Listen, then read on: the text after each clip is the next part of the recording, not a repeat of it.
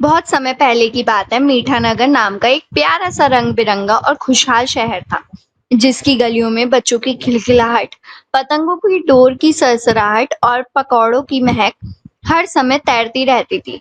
लेकिन इस मीठानगर के बच्चों में एक अजीब सी आदत थी। यहाँ कोई भी अपना टिफिन किसी से शेयर नहीं करता था, मतलब किसी से बांटता नहीं था।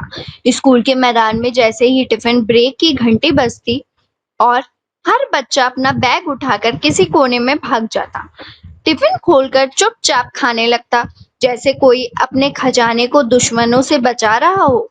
अगर गलती से कोई पूछ लेता एक और दे दो, तो जवाब तुरंत आता, नहीं ये मेरा है। यही आदत धीरे धीरे बच्चों में घमंड और स्वार्थ भी भर रही थी।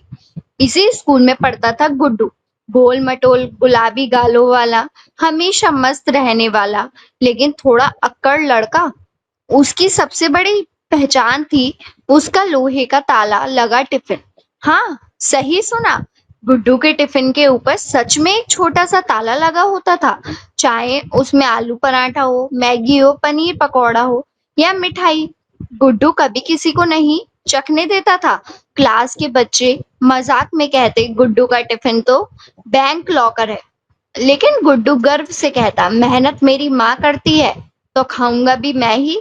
एक दिन की बात है, स्कूल की छुट्टी हो चुकी थी और सारे बच्चे घर जा चुके थे। आसमान में हल्की सी बारिश की बूंदें गिर रही थी, हवा में मिट्टी की महक फैली थी। गुड्डू अपना ताला बंद टिफिन लेकर घर जा रहा था।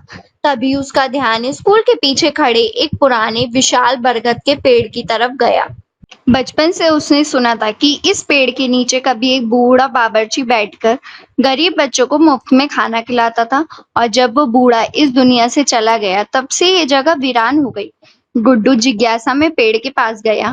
तभी उसकी नजर पेड़ की जड़ों के बीच कुछ चमकती चीज पर पड़ी। उसने पास जाकर देखा तो वहां एक सुनहरे रंग का डिब्बा रखा था, जो बिल्कुल टिफिन के आकार का था।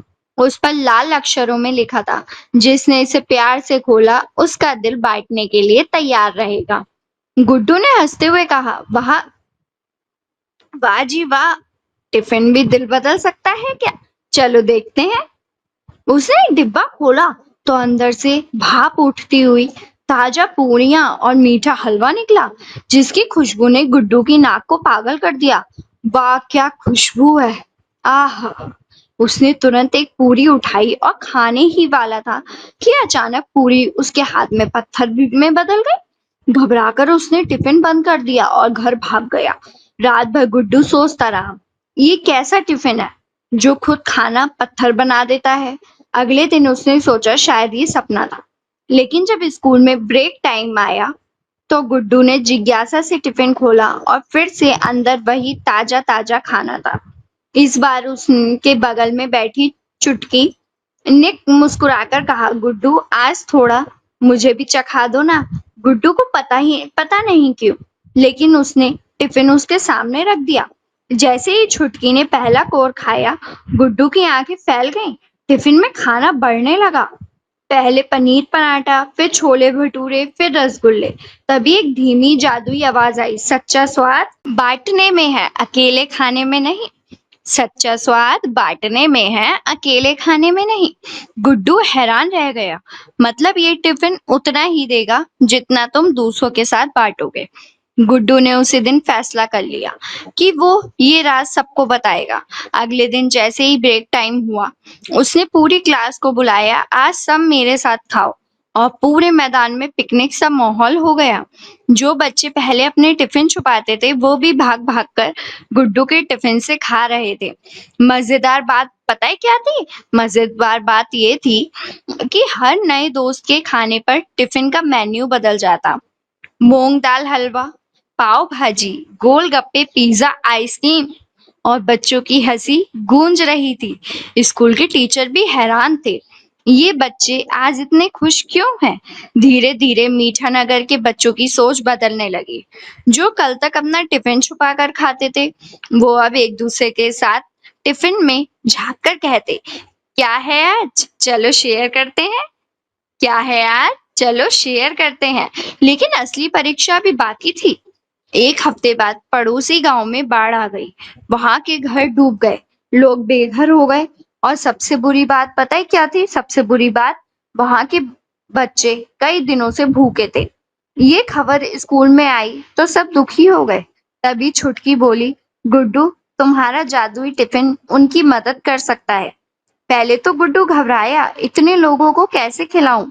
लेकिन दोस्तों ने उसका हौसला बढ़ाया, हम सब साथ हैं। और अगले दिन सब बच्चों ने नाव में बैठकर उस गांव का रुख किया। वहां का नजारा दिल तोड़ देने वाला था। छोटे छोटे बच्चे भूख से रो रहे थे, बुजुर्ग थके हारे जमीन पर बैठे थे। गुड्डू ने कांपते हाथ से टिफिन खोला और फिर जादू हुआ। पुलाव, दाल, रोटी, मिठाई सब निकलता गया और जब तक गांव का हर आदमी पेट भरकर नहीं खा लिया, तब तक टिफिन का खाना खत्म ही नहीं हुआ। बच्चों की आंखों में चमक थी और सब गुड्डू को भैया भैया कहकर गले लगा रहे थे। गांव लौटते समय टिफिन खुद बोल उठा, गुड्डू, अब तेरा दिल ही जादुई बन चुका है। तू बिना टिफिन के भी खुशी बांट सकेगा। अब मुझे किसी और की मदद के लिए जाना होगा। गुड्डू की आंखों में आंसू आ गए, लेकिन उसने मुस्कुराकर कहा, तू जहां भी जा वहां दोस्ती और प्यार का स्वाद पहुंचाना चाहिए। अगले दिन गुड्डू ने अपना ताले वाला पुराना टिफिन फेंक दिया और सबको बोला, अब से हम सब मिलकर खाएंगे। और मीठा नगर में नया नारा गूंजा, मिलकर खाओ दिल बढ़ाओ, मिलकर खाओ दिल बढ़ाओ, मिलकर खाओ दिल बढ़ाओ। और तब से इस शहर में टिफिन सिर्फ खाना रखने का डब्बा नहीं रहा, बल्कि दोस्ती और प्यार बांटने का सबसे बड़ा जरिया बन गया। इस कहानी से हमें यह शिक्षा मिलती है, असली स्वाद और खुशी बांटने में है। क्योंकि जब हम अपना प्यार, समय और चीजें दूसरों के साथ साझा करते हैं, तभी जिंदगी का मजा दो गुना हो जाता है। अगर आपको ये स्टोरीज पसंद आ रही हैं तो प्लीज हमारी स्टोरीज को लाइक कीजिए एंड चैनल यूट्यूब चैनल पर देख रहे हैं तो हमारे चैनल को सब्सक्राइब कीजिए। साथ ही साथ फेसबुक पेज पर देख रहे हैं तो हमारे पेज को फॉलो कीजिए एंड शेयर तो आप करेंगे ही करेंगे। आप सभी का बहुत बहुत धन्यवाद।